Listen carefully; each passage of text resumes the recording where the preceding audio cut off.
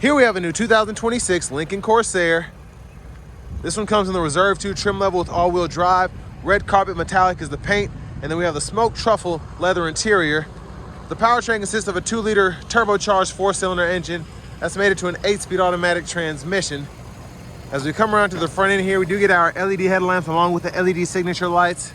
The lights don't dance like that. That's how my camera's picking them up, but really like the look of these. I like the big, bold grille up front, the big Lincoln logo as well.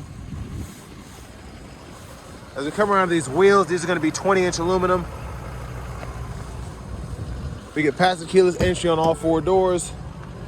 Memory seat functions, power lumbar, power seat functions there. One-touch up and down windows on all 4 doors. Power mirror controls, we can fold those in. They do have blind spot monitors in them. Rear window lock, power door lock controls. Hit this twice to get to the engine bay. Lift gate, headlamp controls, power tilt telescoping steering wheel. And there's the seat itself. But a huge thank you to Ford, Lincoln, and Franklin for allowing me to review this vehicle today.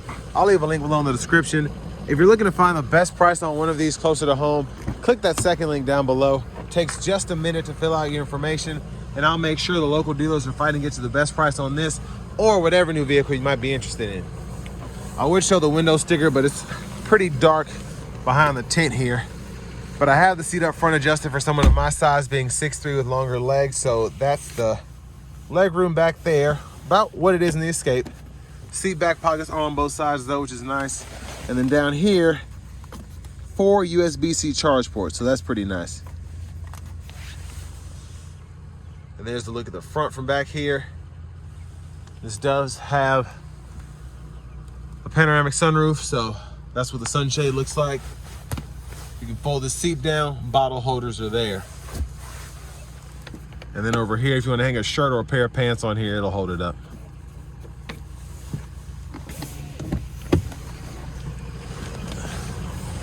Now for the child locks, you got to turn it right in there.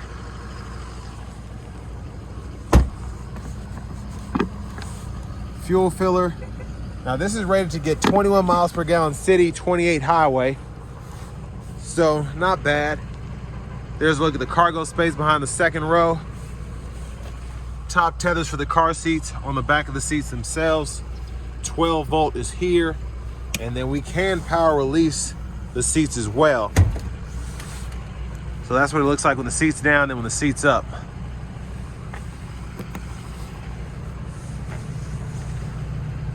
There's a look at the exhaust underneath. And you do get full LED tail lamps here as well. Now as we come around to the rear passenger side, pretty easy to pop the seat back into place. And you can use this bar to tilt it a little bit back. You can also use it to fold it down as well.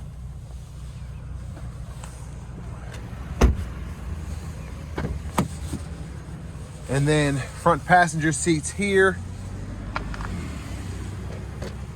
And those controls are right there. Lockable glove compartment. And really like the trim there.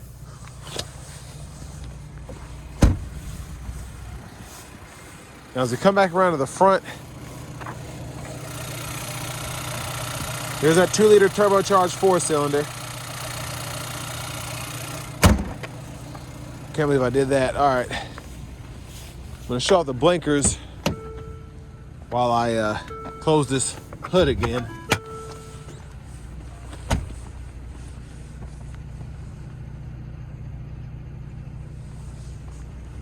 And then we do get the blinker on the side mirror. And there it is up front there.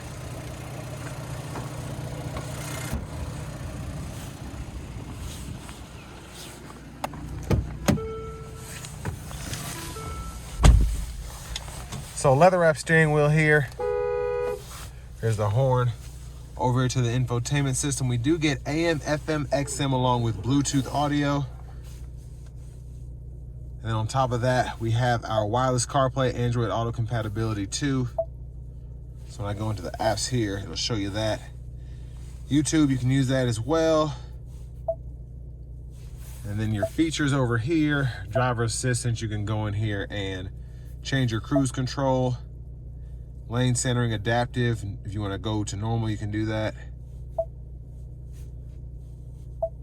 And then if you go to your settings, this is where you can change your vehicle settings if you want to do that. And then if you go to your general settings, you can change your language as well as your units of measurement individually for temperature, measurement for miles and miles per gallon, or your tire pressure units. You have the navigation system here. If you want full access to that, you can get a subscription. And then 3-stage heated cooled seats for the front. And the heated steering wheel toggles there. But you can pull up the climate menu right in here, then adjust this. And then if you want to sync or unsync the AC controls, you can hit that dual button, and then you can adjust fan direction here. Backup cameras here, guidelines follow you as you turn the steering wheel. You also get that bird's eye view as well.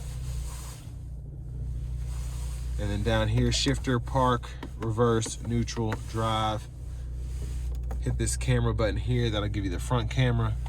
And then you have a volume knob here. You can click there to turn the audio off, and then you can hit this to turn up the parking sensors if you want to turn those on or off. Auto stop toggle, hazards, and then you do have your traction control and your defroster there. Little storage tray here. You can stow this away, but there's also a wireless charging pad here, USB-A, USB-C port there. Bottle holders are there. And then you have your drive modes you can toggle if you want to use those. So you have normal, excite, conserve, and then your slippery mode there. And then your electronic parking brake, pull up to engage, hit the brake, press down to disengage. Center console cubby space has a 12-volt in there, light as well. And then the controls for your lights up front, you can turn this off so the lights don't come on when you open the doors. This is for the sunroof shade and then the sunroof itself. Sunglasses holder. And then we'll see how far this opens with one touch. So it goes decent. Hit it a second time, it goes back a little bit more. But there's a look at the back seat from up here. Garage door transmitter. Then we have the vanity mirror there. Now back to the steering wheel. Left side stalk, blinkers, hit the button on the side to turn the lane keeping system on or off. And then you have your intermittent wipers over here. One time off, and then you have auto, low, high. You can adjust that auto frequency here. And then your rear wipers over here, intermittent on there, off. Push back for that fluid, pull up for the front fluid. Paddle shifters are here if you want to use those while in drive. And then voice recognition's here, volume or track list, radio station presets. And then you have your shortcuts for audio. And then as you go through certain settings, the buttons will kind of change here. So when you hit the phone, which is not hooked up yet, when you do that, it'll do something. And if you pull down here, pulls up the settings for the display setup or the oil life. You push up there, settings for the nav. So it's pretty neat. And then you can hit this here, and that right-hand side, you can change what's on that screen. Now the bottom right here will light up when you hit this button here for the cruise control. So push that, and then all this comes on. You can set the speed, resume, adjust the gap forward and back for the adaptive cruise, and you can cancel everything there. Push button start. Finally, here's the key fob with remote start. But next, let's go ahead and take this 2026 Lincoln Corsair Reserve 2 out on the road for a test drive. So starting the test drive in this Corsair, this does feel like an Escape, but in a lot of ways, it feels much better than that. I love how the shifter is push button as opposed to the rotary knob on some of the Escapes. The overall interior, the colors, everything feels good. The screen is about the same, but everything else feels different. So when you're charging a $15,000, $20,000, $25,000 price premium over a similar vehicle, you want to have some noticeable differences. So you do get that here. I'm test driving this back to back with an Escape hybrid. That's an ST line select, but all-wheel drive capability like this. That had a 2.5 naturally aspirated 4-cylinder with an electronic continuously variable transmission as opposed to this 2-liter turbo with an 8-speed. But fuel economy here, about half what you get specifically in the city compared to that Escape hybrid. Now those are about as close as they get to in terms of similarities. The platform's the same and everything, but this is a luxury vehicle, and it drives that way. Much more subtle handling, much more subtle ride quality. You get the heated cooled seats in here as opposed to that Select I drove just had the heated seats.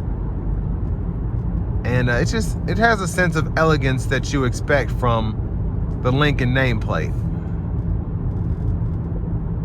Now I have it in the conserved drive setting now, so I can feel the vehicle kind of holding back the power output to maximize fuel efficiency. So unless I'm on the highway, I'd probably drive this thing in normal mode most of the time. And then if I wanted to drive a bit more spirited, then put it in the Excite.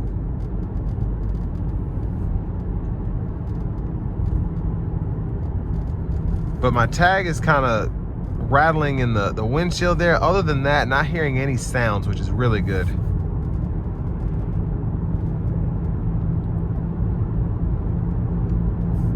But I am going to put into that normal drive mode now.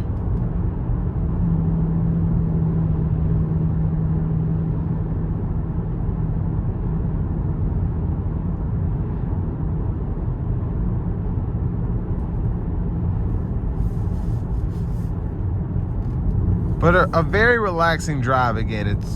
It's just doing its thing. It's nothing weird happening, nothing that's causing me any alarm. So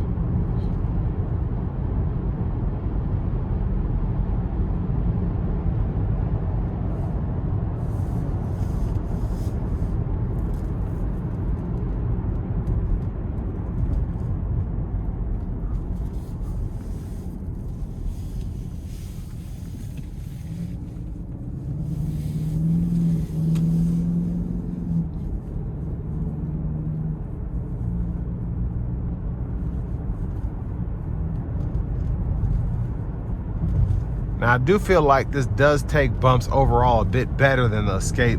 It could all be in my head. It could be some of the technology that's included here. Again, they ride on similar platforms, but this is just feeling a bit better. Now, the Escape I just drove, it did have the cloth and I think it was vinyl seats as opposed to this one having the premium leather, so that makes a big difference as well in terms of just how luxurious it feels in here.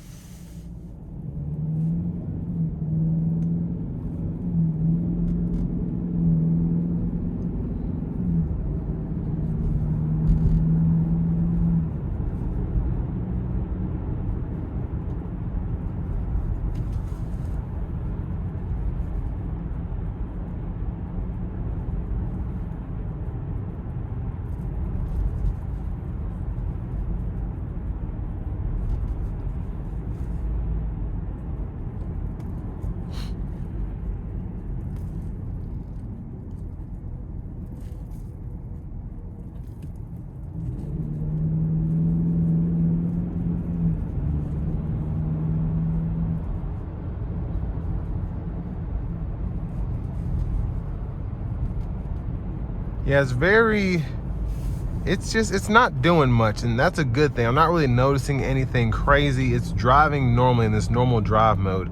It feels very good behind the wheel, very comfortable, relatively agile without even having to be in that Excite mode. Now I'm gonna put into that Excite mode now. We're gonna get ready to give it a pull on the interstate. Hopefully I'll have room to do that.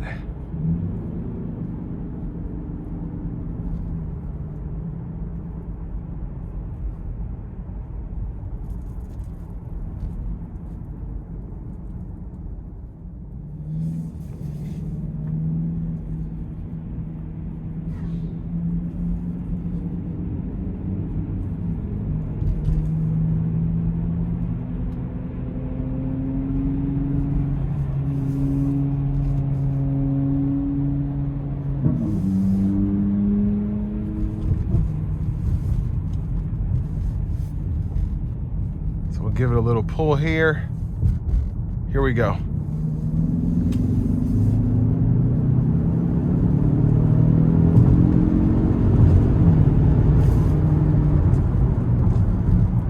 Yeah, very strong, very strong.